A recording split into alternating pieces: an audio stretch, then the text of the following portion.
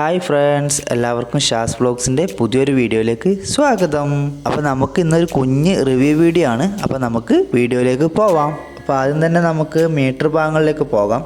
ഇത് digital metre അല്ല, normal മീറ്ററാണ്. സാധാ മീറ്ററുള്ള വണ്ടിയാണ് ഞാൻ വാങ്ങിച്ചേക്കുന്നത്, ഡിജിറ്റൽ അല്ല വാങ്ങിച്ചേക്കുന്നത്. അപ്പോൾ ഈ മീറ്ററിൽ നമുക്ക് കാണാവുന്ന കാര്യങ്ങൾ, ഫസ്റ്റ് സൈഡ് സ്റ്റാൻഡിൻ്റെ ഇത് കാണിക്കുന്നുണ്ട്, പിന്നെ ന്യൂട്രൽ, ഇഞ്ചൻ വാണിംഗ് ലൈറ്റ്, പിന്നെ നമ്മുടെ ഹെഡ് ലൈറ്റിൻ്റെ ലൈറ്റ്, പിന്നെ നമ്മുടെ ഫ്യൂവൽ മീറ്റർ കാണിക്കുന്നുണ്ട്, പിന്നെ സ്പീഡോമീറ്റർ, പിന്നെ നമ്മുടെ കിലോമീറ്റർ. ആകെ 800 സംതിങ് കിലോമീറ്ററാണ് ഓടിയേക്കുന്നത്. ഫസ്റ്റ് സർവീസ് കഴിഞ്ഞു നമ്മുടെ വണ്ടിയുടെ. പിന്നെ നമുക്ക് വരുന്നത് i3s ആണ്, അത് ഞാൻ പറഞ്ഞു തരാം. അത് കഴിഞ്ഞ് നമ്മുടെ അടുത്ത് നമുക്ക് കാണാൻ പോകുന്നത് ഇതാണ് നമ്മുടെ i3s. ഈ i3s ഓണും ഓഫും ഉണ്ട്. ഓണാക്കിയിട്ട് കഴിഞ്ഞാൽ നമുക്ക് സിഗ്നലിലൊക്കെ ചെല്ലുമ്പോൾ വണ്ടി ന്യൂട്രലാണെങ്കിൽ മാത്രം, ഗിയറിലാണെങ്കിൽ ഇല്ലാട്ടോ, ന്യൂട്രലാണെങ്കിൽ മാത്രം വണ്ടി 5 സെക്കൻഡ് കഴിഞ്ഞാൽ വണ്ടി ഓട്ടോമാറ്റിക് ഓഫായി പോകും. അത് ഓൺ ചെയ്തിട്ട് കഴിഞ്ഞ് നമ്മൾ വണ്ടി കൊണ്ട് സിഗ്നൽ നിർത്തി കഴിഞ്ഞാൽ നമ്മൾ ഓഫ് ചെയ്യേണ്ട ആവശ്യമില്ല, ഓട്ടോമാറ്റിക്കായിട്ട് വണ്ടി ഓഫായി പോകും 5 സെക്കൻഡ് കഴിഞ്ഞാൽ. പിന്നെ നമുക്ക് പോകേണ്ട സമയത്ത് ക്ലച്ച് ഒന്ന് ജസ്റ്റ് പിടിച്ചാൽ മതി, ഓട്ടോമാറ്റിക് വണ്ടി സ്റ്റാർട്ടാവും ചെയ്യും. അതിന് പ്രത്യേകത എന്താണെന്ന് വെച്ചാൽ ന്യൂട്രലായിരിക്കണം, സൈഡ് സ്റ്റാൻഡ് ഇടാൻ പാടില്ല, അങ്ങനെ കുറച്ച് കണ്ടീഷനൊക്കെ ഉണ്ട്.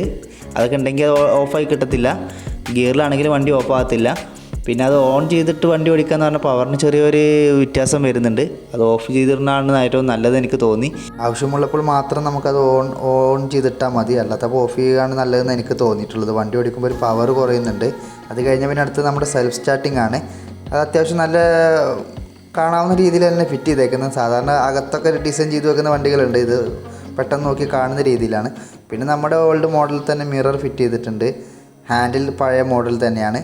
പിന്നെ നമ്മുടെ ചാവി ഓണായി കഴിഞ്ഞാൽ സൈഡ് സ്റ്റാൻഡ് ഇട്ടിട്ടുണ്ടെങ്കിൽ അതിൻ്റെ ലൈറ്റ് ഇൻഡിക്കേഷൻ കത്തുന്നുണ്ട്. പിന്നെ നമ്മളിത് സ്റ്റാൻഡ് തട്ടാൻ മറന്നിട്ടുണ്ടെന്നുണ്ടെങ്കിൽ നമ്മൾ വണ്ടി ഓൺ ചെയ്ത് സൈഡ് സ്റ്റാൻഡിലാണെന്നുണ്ടെങ്കിൽ വണ്ടി സ്റ്റാർട്ടാവും. പക്ഷേ സ്റ്റാൻഡ് തട്ടിയിട്ടില്ല എന്നുണ്ടെങ്കിൽ ഫസ്റ്റ് ഗിയർ ഇട്ടാൽ വണ്ടി ഓഫായി പോകും. അത് നല്ലൊരു ഫീച്ചറായിട്ട് എനിക്ക് തോന്നി.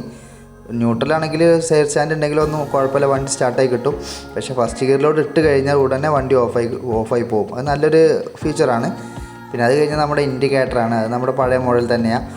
ലെഫ്റ്റും റൈറ്റും ഇൻഡിക്കേറ്റർ പഴയ സ്ഥലത്ത് തന്നെയാണ് ഫിറ്റ് ചെയ്തേക്കുന്നത്, വേറെ മാറ്റമൊന്നുമില്ല, പുതിയ ടൈപ്പൊന്നും അല്ല. ഇത്രയൊക്കെയാണ് ഇപ്പോൾ മീറ്റർ ഭാഗങ്ങളിലേക്ക് വരുന്നത്.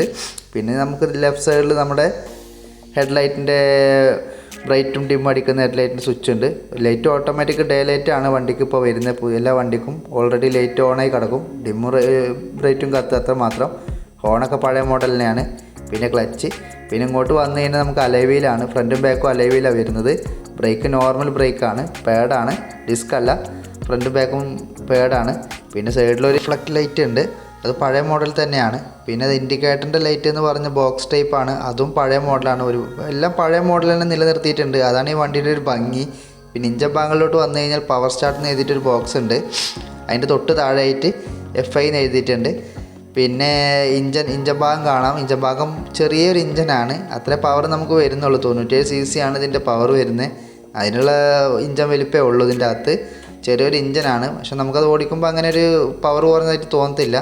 പിന്നെ നമ്മൾ നേരത്തെ കണ്ട i3sൻ്റെ ഒരു എംബ്ലം ഇതിൽ കൊടുത്തിട്ടുണ്ട്. പിന്നെ നമ്മുടെ സ്പ്ലെൻഡർ പ്ലസ്. അത് കഴിഞ്ഞാൽ ഗിയർ ബോക്സൊക്കെ പഴയ മോഡൽ തന്നെയാണ്. ഗിയറിൻ്റെ ലിവറും കാര്യങ്ങളൊക്കെ പഴയ തന്നെയാണ്. ഫുഡ് റെസ്റ്റ്, സ്റ്റാൻഡ് എല്ലാം പഴയ മോഡൽ തന്നെയാണ്. അതിലൊന്നും ഒരു മാറ്റമില്ല. റെയിൻ ഗാർഡ് കൊടുത്തിട്ടുണ്ട്. പിന്നെ ടയർ ബാക്കിൽ അലൈവീലാണ്. എല്ലാം പഴയ ഒരു ഇതിൽ തന്നെ നിലനിർത്തിയിട്ടുണ്ട്. ആ പ്രതാപം തന്നെ നിലനിർത്തിയിട്ടാണ് ഇപ്പോൾ പുതിയ സ്പ്ലെൻഡർ ഇറങ്ങുന്നത്. അതിൽ വലിയ പ്രത്യേകിച്ച് മാറ്റങ്ങളൊന്നുമില്ല. മാറ്റങ്ങൾ കുറച്ച് ഫീച്ചേഴ്സ് മാത്രമേ ഉള്ളൂ, അത് ഞാൻ ആദ്യം കാണിച്ചു തന്നു. പിന്നെ ഇതിനൊരു പോരായ്മ എന്ന് പറഞ്ഞു കഴിഞ്ഞാൽ കുറച്ച് കേബിളുകളും കാര്യങ്ങളൊക്കെ ഇങ്ങനെ പുറത്തായിട്ട് ഓപ്പൺ ആക്കി ഇട്ടേക്കുകയാണ്. ഇതിൻ്റെ ഇഞ്ചൻ ഭാഗത്തുള്ള കുറേ കേബിളുകളും കാര്യങ്ങളൊക്കെ ഓപ്പൺ ആക്കി ഇട്ടേക്കുകയാണ്. അതൊന്ന് അകത്തോട്ട് കയറ്റി വെക്കാമെന്ന് തോന്നി. പിന്നുള്ളൊരു പ്രത്യേകത ഇതൊക്കെയാണ്. കാലിന് ഹീറ്റ് അടിക്കാതിരിക്കാൻ വേണ്ടി ബ്രേക്കിൻ്റെ സൈഡിൽ ഇങ്ങനെ ഒരു ക്ലാമ്പ് ഉണ്ട്, അതുകൊണ്ട് നമ്മളെ കാല് ഹീറ്റ് ആകത്തില്ല ലോങ് പോകുമ്പോഴൊന്നും. അങ്ങനെ ഒരു പ്രത്യേകത ഉണ്ട്. പിന്നെ ഫ്യൂവലിൻ്റെ ഇത് എഫിഷ്യൻസി കൂട്ടുന്ന ടൈപ്പാണ്. ഇതിന് കൂടുതൽ എനിക്കറിയത്തില്ല. ഫ്യൂവലിൻ്റെ എഫിഷ്യൻസി കൂട്ടാനുള്ളതാണ്. അത് ഇപ്പോൾ പുതിയ എല്ലാ വണ്ടിയിലും കണ്ടുവരുന്നുണ്ട്. പിന്നെ ഇത് നമ്മുടെ സാധാ മോഡൽ, പഴയ മോഡൽ നമ്മുടെ കിക്കർ ഇതവിടെ അതേപോലെ നിലനിർത്തിയിട്ടുണ്ട്, അതിന് മാറ്റമൊന്നും വരുത്തിയിട്ടില്ല. പിന്നെ ഹീറോൻ്റെ ഒരു എംബ്ലം കാണാം. പിന്നെ നമ്മുടെ ലോക്കർ കാണാം, പവർ സ്റ്റാർട്ട് എന്ന് എഴുതിയിട്ടുണ്ട് അതിൽ ലോക്കറാണ്. അത് കഴിഞ്ഞ് i3sൻ്റെ ഒരു ഇത് കാണാം, സ്പ്ലെൻഡർ പ്ലസും കാണാം. പിന്നെ കാണുന്നത് സൈലൻസറിൻ്റെ മുകളിലുള്ള ഒരു ക്രോം ഷീൽഡാണ്. അത് നമ്മുടെ കാലിനൊന്നും ഹീറ്റ് അങ്ങനെ പെട്ടെന്ന് വരത്തില്ല, അവിടെ തട്ടിക്കഴിഞ്ഞ് ഹീറ്റ് ഉണ്ടാകത്തില്ല. അങ്ങനെയൊക്കെ കുറച്ച് പ്രത്യേകത ഇപ്പോൾ എല്ലാ വണ്ടിക്കും ഉണ്ട്. ഇതിന് മാത്രമായിട്ടുള്ള പ്രത്യേകത ഒന്നും അല്ല അത്, എങ്കിലും ഞാൻ കാണിച്ചു തരുന്നത് തന്നെ ഉള്ളൂ. ഷോക്കപ്പൊക്കെ പഴയ പടി തന്നെയാണ്, ഷോക്കപ്പും കാര്യങ്ങളൊക്കെ അതേപോലെ തന്നെയാണ്. ഇത് കണ്ടതിൻ്റെ കേബിളൊക്കെ ഒരുപാട് പുറത്തോട്ട് അവിടെ ഇവിടെയൊക്കെ ആയിട്ട് കുറേ കേബിളുകൾ നമുക്ക് കാണാൻ പറ്റുന്നുണ്ട്. ഈ സൈഡിലും ഉണ്ട്, അപ്പുറത്തെ സൈഡിലും ഉണ്ട് കേബിളുകൾ. അതൊരു പോരായ്മയായിട്ട് എനിക്ക് തോന്നി. കാരണം നമുക്ക് പെട്ടെന്ന് ഈ ലോക്കർ, അതായത് മെഡിസിൻ ഇതൊക്കെ എടുക്കേണ്ട ആവശ്യത്തിന് ആ ലോക്കർ, ടൂൾസ് എടുക്കാനൊക്കെ ലോക്കറൊക്കെ തുറക്കുമ്പോഴൊക്കെ കേബിൾ തടയുന്നുണ്ട്. അതൊരു പോരായ്മയായി തോന്നി. വേറെ പ്രത്യേകിച്ച് കുഴപ്പങ്ങളൊന്നുമില്ല. വണ്ടി 10ൽ 9 മാർക്ക് കൊടുക്കാവുന്നതാണ്.